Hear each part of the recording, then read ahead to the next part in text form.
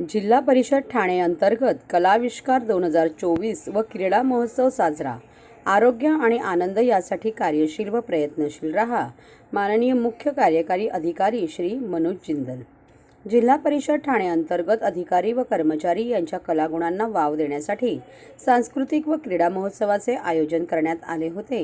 यावर्षी दिनांक 17 जानेवारी 2024 रोजी कलाविष्कार 2024 सांस्कृतिक कार्यक्रम राम गणेश गडकरी रंगायतन तलावपाली ठाणे पश्चिम येथे संपन्न झाले।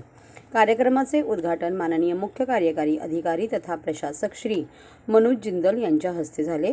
आपल्या सांस्कृतिक कार्यक्रमाचा मनमुराद आनंद घ्या। दरवर्षी नवीन वर्षात संकल्प करून दररोज नव्याने सुरुवात करा। सर्व चांगल्या सवयीचा अंगीकार करा।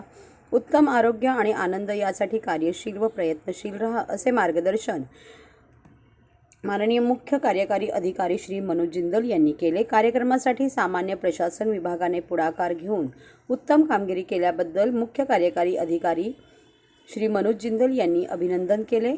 कार्यक्रमाची सुरुवात दीप प्रज्वलन करून छत्रपती शिवाजी महाराज यांच्या प्रतिमेचे पूजन करण्यात आले।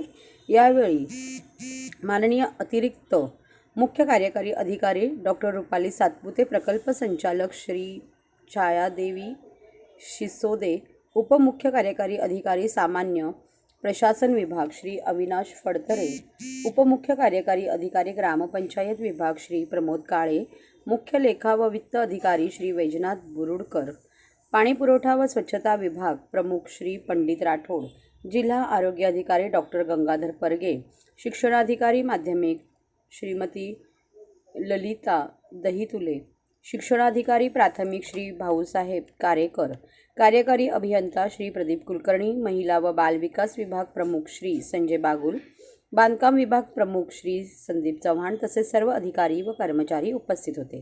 दररोजच्या कामातून अधिकारी व कर्मचारी यांच्या कलागुणांना वाव देण्यासाठी सांस्कृतिक कार्यक्रमाचे आयोजन करण्यात आले होते।